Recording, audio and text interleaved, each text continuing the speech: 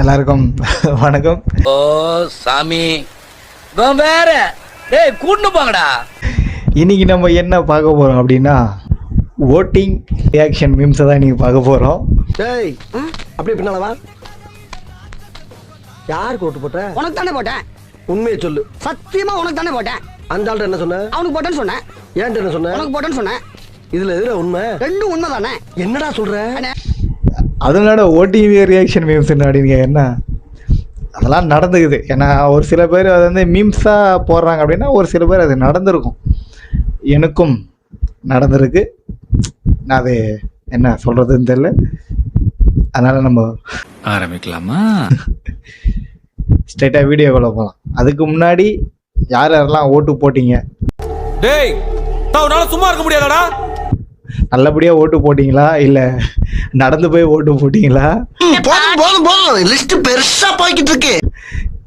இல்லை ஒரு சில பேர் ட்ராவல் பண்ணி ஓட்டு போட்டிருப்பாங்க. நானும் ட்ராவல் பண்ணி தான் ஓட்டு போட்டேன். ஆனால் நான் கொஞ்சம் கஷ்டப்பட்டு போயிட்டு ஓட்டு போட்டேன். அந்த ஓட்டை தான் இப்போ நம்ம பார்க்க போகிறோம். ஓ அப்படியா விஷயம்? ஒரு நிமிஷம் என்ன நடந்திருக்குன்றது வாங்க வீடியோக்குள்ளே போகலாம். ஃபஸ்ட்டு வீடியோவே என்னன்னு பார்த்தீங்கன்னா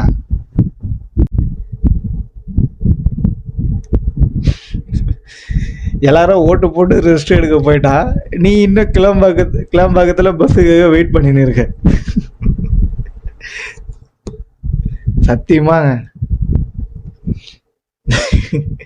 சத்தியமா என் கூட இருக்கிற 2 பேர் விடிகாலம் ஈவினிங் கரெக்டாக 5:30க்கு 5 o'clock ஏறினாங்கன்னு வச்சிங்களேன்.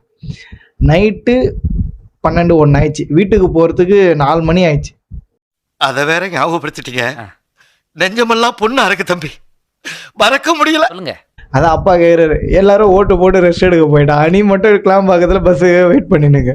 சத்தியமாக பஸ்ஸெல்லாம் நிச்சயமாக கிடையாது. பஸ்ஸு யாரெல்லாம் கிளாம்பாக்கத்தில் வெயிட் பண்ணி பஸ்ஸுக்காக வெயிட் பண்ணி டென்ஷன் ஆனவங்களாம் நிச்சயமாக கமெண்ட் பண்ணுங்க. என்னது என்ன டீசெண்டா முடிச்சுக்கிறோங்க கையை முறுக்கிற நீ?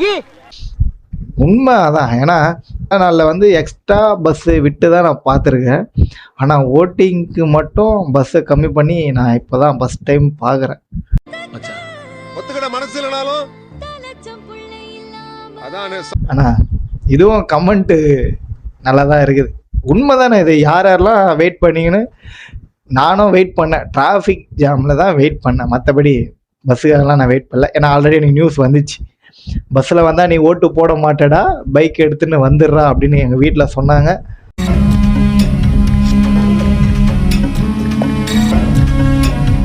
அஞ்சு மணிக்கு ஓட்டு போடுறேன்னா ஒரே ஒரு காரணம், என்னோட அண்ணன், என்னோட தளபதி, என்னோட தளபதி.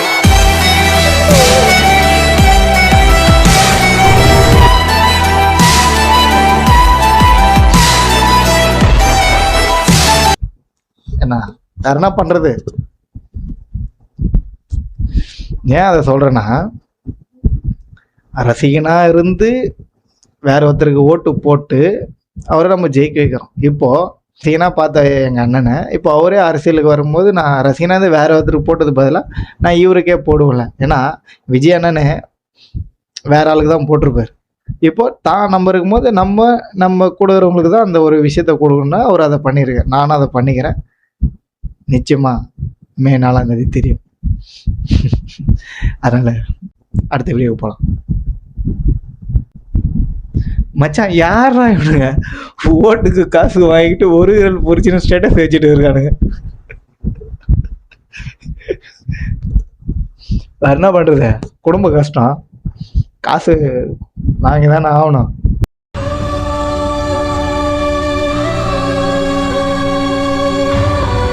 ஆனா எங்கங்க எவ்வளவு கொடுத்தா நமக்குன்னா தெரியும். துட்டு குத்தா என்ன கொடுக்கலாம் என்ன? நீ என்னடா ஒத்துமை மாதிரியே பேசுற?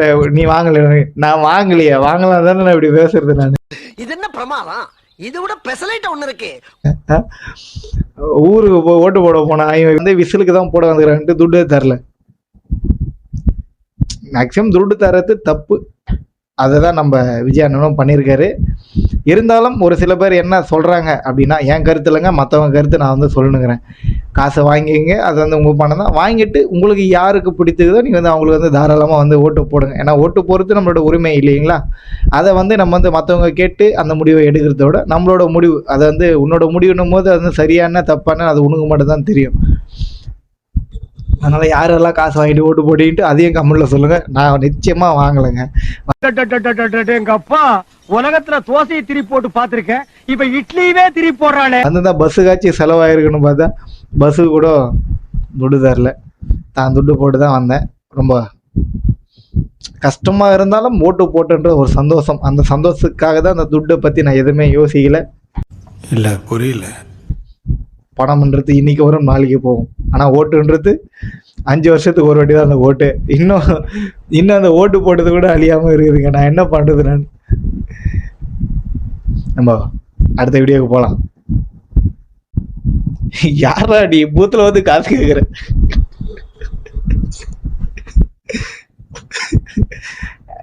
அதை போட்டு அரசியல்வாதி வந்து கேட்குறாரு, யாரா நீ பூத்தில் வந்து காசு கேட்குற? பூத்தில் வந்து கேட்காம வேறு எதில் வந்து கேட்க? ஓ, நீ அப்படி வரியா? இல்லை இது வந்து காமெடியில் தான் இருந்தாலும் ட்ரை பண்ணுறோம் இல்லையா? இது வந்து நீ அதில் வந்து நடக்காதுங்க. பூத்தில் வந்து நடக்காது.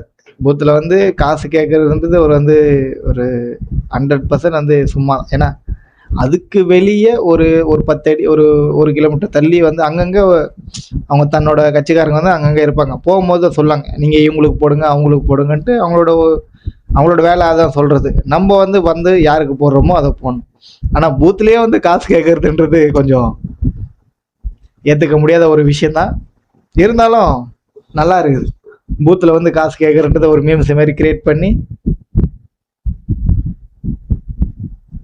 ஏதோ பண்ணியிருக்காங்க.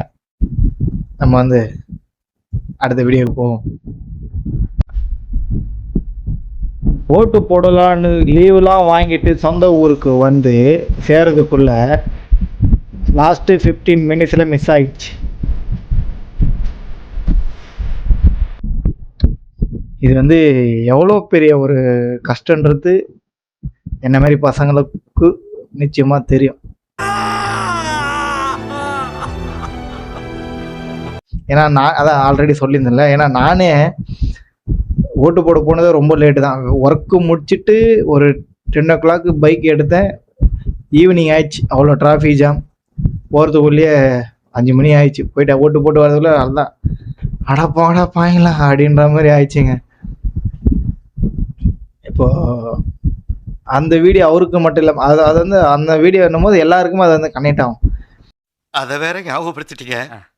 நெஞ்சமெல்லாம் பொண்ணா இருக்கு தம்பி, மறக்க முடியல. ஏன்னா ஒரு சில பேர் அப்படி தானே, தான் ஊர்லேருந்து அங்கேருந்து இங்கே வந்து ரொம்ப ட்ராவல் பண்ணி வந்து ஓட்டை போட்டுட்டு திருப்பி போகணும். அது வந்து எத்தனை நாள் டைம் கொடுத்துக்கிறாங்கன்ட்டு நம்மளுக்கு தெரியாது இல்லைங்களா? அவ்வளோ கிட்ட வந்துட்டு ஓட்டு போட முடியல அப்படின்னும் போது ரொம்ப ரொம்ப ஒரு கஷ்டமாக இருக்கும். ஏன் இந்த கஷ்டம்னு போது ஏன் இந்த கஷ்டத்தை நான் சொல்கிறேன்னா, ஏன்னா நம்ம வந்து பிடிச்ச ஒரு ஆளுக்கு போட போகிறோம் சரிங்களா? அவருக்கு போடும் போது அந்த ஓட்டு போட முடியலன்னும் போது அந்த கஷ்டன்றது எனக்கு புரியும். எனக்குன்றதுல என்ன மாதிரி பசங்களுக்கு புரியும். அவ்வளோ பெரிய கஷ்டம் அது. இருந்தாலும் ஃபஸ்ட்டு ஓட்டிங்கிறது ரொம்ப ஸ்பெஷல். ஏன்னா எனக்கு வந்து ஆல்ரெடி ஓட்டு ஐடி வந்துச்சு. எப்போது விஜய் அண்ணா வந்து நானும் அரசியலுக்கு வரேன் அப்படின்னு சொன்னாரோ, அதனால் என் ஃபஸ்ட்டு ஓட்டே விஜய் அண்ணனுக்கு தான்ன்றது நான் கன்ஃபார்மாக முடிவோடு இருந்தேன். சாம்பார் ஆப்பு எனக்கு. அதனால் ஃபஸ்ட்டு ஓட்டு நான் விஜய் அண்ணனுக்கு தான் போடணும்னு இருந்தேன். கடவுள் புண்ணியத்தில் அந்த ஓட்டையும் நான் போட்டேன். போடாதவங்களோட கஷ்டம்ன்றது எனக்கு வந்து நிச்சயமாக புரியும். ஆனால் ஒரு சில பேர் என்ன சொல்லிக்கிறாங்கன்னு பார்த்தீங்கன்னா, அடுத்த வாட்டி நிச்சயமாக ஓட்டு நீங்கள் போடுவீங்க அப்படின்னு நிறைய பேர் சொல்லிக்கிறாங்க. நானும் அதான் சொல்கிறேன். இதுக்கப்புறம் நம்மன்ற மாதிரி தானே. அதனால் இந்த ஓட்டிங்கன்றது எனக்கே ஒரு சிரிப்பாக இருந்தது. ஏன்னா நான் ஃபஸ்ட்டு ஓட்டிங் போகிறல, உள்ளே போயிட்டு என்ன பண்ண போகிறேன்றது தெரில. உள்ளே போகும்போது சிரிச்சுனே போகிறேன். நான் போயிட்டு ஏதோ பெரிய ஆள் மாரி பொறுசுலேருந்து ஓட்டடி காமிச்சு, அதுக்கப்புறம் அந்த ஒரு சின்ன ஒரு ரசீது மாரி அதை காமிச்சு சின்னதாக மை வச்சாங்க. என்ன பாருங்கள், இன்னும் அந்த மை கூட அழியாமல் இருக்குது. அப்படியே போயிட்டு ஓட்டிங் யாருக்கு நம்ம பண்ணமோ அந்த பட்டனை அமுத்திட்டு ஸ்க்ரீனில் வந்து அந்த சின்ன வந்து காமிக்கும். அந்த சின்னத்தை பார்த்துட்டு வெளியே வரும்போது ஒரு சந்தோஷம், எப்பா ஓட்டு போட்டாச்சுரா எப்பா, இதுக்கப்புறம் அடுத்தது வெயிட் பண்ணணும். எதுன்னு கேட்டிங்கன்னா மே 4ஆம் தேதி. அதனால் யாரெல்லாம் ஓட்டு போட்டிங்களோ, எப்படி போய் ஓட்டு போட்டிங்கன்னு தெரில, ஆனால் ஓட்டு போட்டிங்க. அந்த ஓட்டு போட்ட சந்தோஷத்தில் நானும் அதில் வந்து இருக்குன்றதுல ரொம்ப பெருமையாக இருக்குது. ஏன் அந்த பெருமையாக இருக்குதுன்னு கேட்டால் இன்னொரு வீடியோ காமிக்கிறேன் பாருங்க.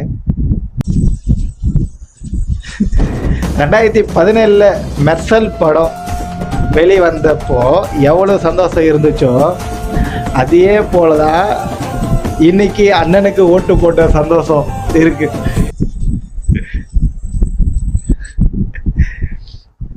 நிச்சயமா எப்படி நான் அதாவது 2017 விஜய் படம் பார்த்துட்டு வந்த எப்படி சந்தோஷம் இருக்குமோ அதே மாதிரி தான் ஓட்டு போட்ட சந்தோஷம் எனக்கு இருந்தது. யார் சாமி இவன்? அதனால தான் நான் சொல்றது, அன்னைக்கு ஓட்டு போட்ட சந்தோஷம் அப்படியே நம்ம ஓட்டு போட்டோம்னா, நம்ம போய் ஓட்டு போட்டுட்டா விஜய் அண்ணனுக்கு அப்படின்னு ஒரு சந்தோஷம் ஒன்று இருந்தது. இது ரொம்ப ஒரு புதுசாக இருக்குங்க. இந்த வருஷம் என்னென்னமோ நடக்கும், ஆனால் இந்த வாட்டி 2026 வந்து கொஞ்சம் வேற மாரி தான் நடக்கும். விஜய் நான் சொல்கிற மாதிரி கான்ஃபிடண்ட்டாக இருங்க, நல்லதே நடக்கும், வெற்றி நிச்சயம். அதேமாரி என்னையும் சேர்த்து ஒரு விஷயத்த வந்து என்னை மாதிரி பசங்களுக்கு நான் வந்து சொல்கிறேன், எந்த ஒரு விஷயத்த பண்ணாலும், எந்த ஒரு விஷயத்த பண்ணுறீங்க அப்படின்னா அதை வந்து முழு மனசோட பண்ணுங்க. ஏன்னா நம்ம பிடிச்ச விஷயம் பண்ணுறதுனா கூட அது வந்து முழு மனசோட பண்ணலைன்னா அது வந்து வெற்றி அடியுமான்னு கேட்டால் அடியும், இன்னும் ஒன்று கொஞ்சம் லேட்டாக அடியும். அதனால் பிடிச்ச விஷயத்த பண்ணுங்கள், அதை பிடிச்சி பண்ணுங்கள், அதற்கு முயற்சி பண்ணுங்கள், நிச்சயமாக வெற்றி கிடைக்கும். சரிங்களா? இதை வந்து என்னோடய பயோவில் வந்து நான் வந்து வச்சிருப்பேங்க. அதனால தான் நான் வந்து இதை வந்து உங்ககிட்ட நான் வந்து ஷேர் பண்ணணுன்ட்டு நான் சொல்லணும்னு முடிவு பண்ணேன். எல்லா எண்டுலேயும் இந்த ஒரு லைன் ஒன்று இருக்கும். சரிங்களா? இதை வந்து நான் ஆல்ரெடி ஒரு வீடியோலேயே நான் போட்டிருப்பேன்னு நினைக்கிறேன். அதை வந்து இந்த வீடியோவில் வந்து நான் சொல்லிக்கொண்டு நான் இங்கேருந்து கிளம்புறேன். நான் தான் உங்கள் ஜீவா. பாய். 2026 சட்டமன்ற தேர்தலில் நடிகரும் தாவக தலைவருமான விஜய் அவர்கள் வென்று தமிழ்நாட்டின் முதலமைச்சராக ஆகியிருக்கிறார். 2006இல் விஜயகாந்த் அவர்கள் எப்படி எதிர்க்கட்சி தலைவராக நின்றாரோ அதற்கு அதிகப்படியாகவே தமிழ்நாட்டின் முதலமைச்சராக ஆகியிருக்கிறார் தாவக தலைவர் விஜய் அவர்கள்.